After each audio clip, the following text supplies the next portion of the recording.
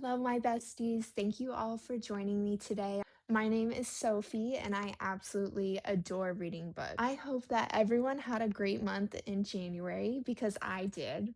And it was a successful reading month as well because I read so many good books. I literally don't think I had anything under 3 stars. So, in my mind, that's a success because often I do find myself reading such terrible books. Like, literally such awful books. So, I wanna go over all of my January reads with you today and really get into my thoughts and opinions because I do have a lot of opinions about a lot of things. I started the Legacy series in January and it did not disappoint. Don't get me wrong, let's start with the first book. So, Reign of Shadows and Endings. I love this book. It was a lot different than I was expecting. I went in pretty blind. It was my first fantasy book since I read Alchemized, so it was a little hard for me to get into because, fantasy books, learning a whole different world is like learning a different language. Um, but once I actually got into it, I really started to like it. This was dark romantasy as well, which I feel like I haven't read too many of those, and I really liked it, and I'm really excited to see where the series goes because this was, like, basically a builder book. By the end of this book, I still felt like I didn't really know anything at all. I felt like I was just as confused as the main character, Tessa, and she was very confused the whole time, and there's just so many secrets, like, so many secrets. But then we move on to book 2, and some of those secrets come to light, and then it's opening up this whole realm of possibilities, and I'm like, I don't I like, where is this going? I haven't read the Lady of Darkness series, and I know in the beginning this book says that you don't need to read that series in order to read this, but it would give spoilers for that. So, I don't know what spoilers it's giving, if it is giving some, because I haven't read it. I am thoroughly enjoying this. I feel like I would really like to go back and read that series because I think it would really give better insight into what's going on, into, like, the whole universe. I think that would be helpful, but I am having a good time. Now actually getting into these 2 books, I really like all the characters. I love our main female character, Tessa. I feel like she's so misunderstood. She has a really traumatic past. Apparently, Noelle wants to make an appearance. This is my child, and I love her, but she loves attention too much, and if she doesn't get it, she decides to make everything her business. So I love all these characters. So back to Tessa, traumatic past. She is a Fae, and Fae, there's like a selection process for the legacies, and they're like higher up. The legacy choose like their chosen source, and basically, like they'll become bonded together, and they're trying to choose a source that has a lot of power, so that they can pull power from their source. So Tessa gets chosen as a source. I hope that's not too spoiler-y because it happens in like the first 20 pages. Anyways, so Theon is the legacy heir and he chooses her and she's super mad about it. Huge enemies, like extreme, like this is a true enemies to lovers because yeah, that's all I'm gonna say. Like they are very much so enemies and he is very morally gray. And I not only love him, but I love his brother and I love his best friend and I just love them all and that's all I'm gonna say because I don't wanna spoil anything. But I'm loving this series. I loved the second book more, definitely. The ending was insane. Insane. All I'm gonna say is feminine rage. I have started book 3, but I haven't really gotten into it yet because I don't wanna get too burnt out, but I would definitely recommend this series 100%, and it's finished, so that's another plus because you can't find too many finished series nowadays, and it gets really hard waiting for the next book. Moving on, I did read the first 2 books in the Windy City series, which was Mile High and The Right Move. I'll start with Mile High. I know that this is such an unpopular opinion, but I really liked Mile High. I rated it 4.5 stars, and I loved both the characters a lot. I really liked the mental health rep in this book. It really brought those good conversations to light, and I could see myself in some of Stevie's, like, insecurities or anxieties, like, in a different way, but I could relate to her, and that, like, helped me connect to this book a lot, and I know a lot of people don't like Sanders, but I liked him. I thought he was perfect for Stevie, and I liked the way that he treated her, and I just thought it was, like, it warmed my heart, and I had a good time. But if you don't like this book, please do not let that deter you from this masterpiece. Now, I've not read the rest of the series yet, but I'm going to because I love these characters already. But The Right Move is living rent free in my head. Like, oh boy. Ryan Shea is, I think he's my top contemporary romance book boyfriend. I'm pretty sure. Like, the amount of things he does in this book had me reeling. I was almost crying tears of joy because of the things he was doing. Now, this was a solid 5 stars. I'm just astonished at, like, the things that Ryan does for Indy in this book. Like, it literally just warms my heart and soul, and I can't wait for the day that I get to reread it. Like, and it's funny because, like, some of the things in here just reminded me of, like, me and my own boyfriend's relationship, like, certain aspects of it or our, like, dynamic. So, it was kind of funny, and I'd, like, share with him, like, "Oh, read this, like, this is funny, this is us." And he'd be like, "Oh, yeah, you're right." So, basically, Indy is Stevie's best friend, and her boyfriend she catches her boyfriend cheating on her. So she moves out, she needs a place to stay, so Stevie offers up her brother's place. So she goes to stay with her brother. So she moves in with him and he's already like, "I don't want her here. Like, I want my space. I don't want her here. She's completely different than me." Like, he's a clean freak and she loves to put her stuff everywhere. He's very like minimalistic, black and white, and she loves color. So just like opposites completely. They have to start fake dating for like reasons in the book that I don't want to say, but they have to start fake dating and it's very cute. It's very cute. Like, just he's a very much like an acts of service guy. Like, just some of the things that he did is, like, he bought her a bed in her favorite color. He switched out all his meat products in his house for her, like, veggie products or veggie meats, vegetarian options. And he when he would leave in the morning, he would make her coffee and he would just put it in the fridge for her, so then when she woke up, she could just drink it. There's so many things, like, he's literally the perfect male. Not to mention a very tall NBA basketball player. But just know that, like, he's just like perfection. I can't wait to keep reading the Windy City series because I've heard that a lot of people's favorite is Caught Up. And that's my next one. And it's the next one is Single Dad Nanny, which I do love a good single dad.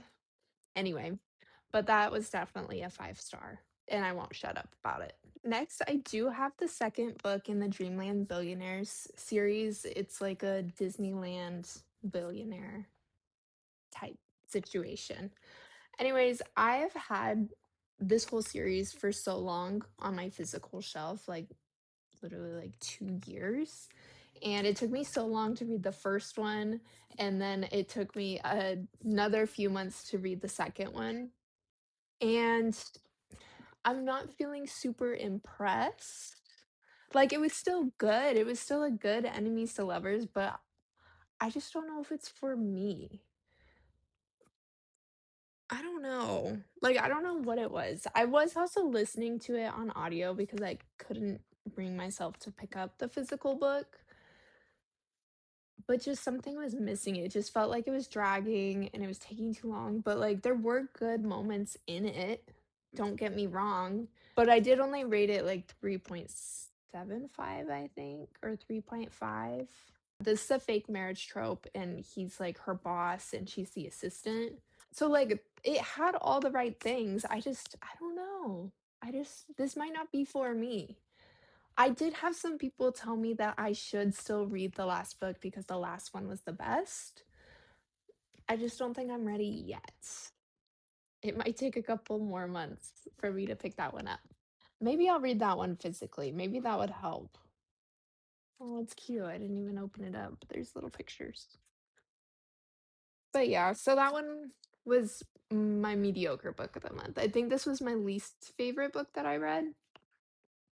Yeah, this was my least favorite. And we have Face Off, which I've been wanting to read. This is the first book in the DC Stars series. I've been wanting to start this series for a while, and one of my besties got me this book for Christmas. So thanks to her. I was able to start the first book, and I really liked it, honestly. I rated this 4.5 stars. It's like, she's the first NHL hockey player, and she's on his team, and they're, like, enemies, you know? They start a enemies with benefits relationship type thing, and it's very scrumptious, very spicy. Like, you would not think that this cute little cover holds so much spice in it. So, if you're looking for a spicy hockey book, definitely I would pick this up. I did really like it. It was missing just a smidge of something, like, I couldn't quite give it 5 stars, but I am excited for the rest of the books because I think some of the other characters do have a lot of potential. And I wasn't like, I still liked Maverick a lot, but he just wasn't like, I wasn't connecting with him. I didn't honestly connect with either of the characters a whole lot, but I did really like their story. You know, I did start another reread. I've read this series, the Throne of Glass series, twice already, and I started my reread because, you know, it's that time of the year again. It's been a year since I last read it, and I'm loving it all over again. Like, this is a god tier series for me, so there's literally nothing bad I could say about it, and if you say anything bad about it to me, I will probably start crying, so please don't. Um, but I could give a quick little rundown of each book because why not? I love talking about this series. Um, so Assassin's Blade is my least favorite one in the series, but I still think it's very essential. Like, if you don't read this book, like, you're missing some of the core elements of the entire series because this really comes into play later in the series. I will say the first time I read this, though, I was very hesitant to continue the series. Like, it was my first very, like, fantasy forward series. But this time I really loved it. This is 4.5 stars. It is just, you know, it's 5 novellas altogether. So moving on, the first book is a classic. I love this book as well. 4 stars. Cute little, you kind of got a love triangle going. There's trials. This is such an easy read. It's like 400 pages. This book is so simple compared to where the rest of the series goes. Just thinking about it now has me wanting to cry. Crown of Midnight, it was my first 5 star in the series. This book is action packed from start to finish. you really see like it pick up a little bit. You kind of see where it might be going, but you still don't know yet. And then the cliffhanger at the end is unforgettable. Yeah, this is a great book. I feel like in this book you still don't really know anything about what's to come. But now in Heir of Fire, that is where it really picks up. This is like the first book where you start to see like where the series is going. You meet all these new characters, you have all these different point of views, and you meet my favorite characters as well. At Rowan. Literally, he makes me smile. The best enemies to lovers, if I must say, right here. I will say that I hated this book the first time I read it. Like, I thought it was so boring. And I was like dragging, I'm like, yeah, I feel like this series like actually isn't for me. Like, I don't think I can read fantasy. It's not my thing. Like, if I can't even get through this book, like, it's not my thing. And then I got to the last half and I'm like, oh, this is good. This is really good. I'm gonna continue. But rereading it the second and the third time, like, it's a 5-star book. And that's just crazy to me how one can evolve as a reader. Like, I've evolved in the last 2 years of reading. Yeah, 2 years of reading.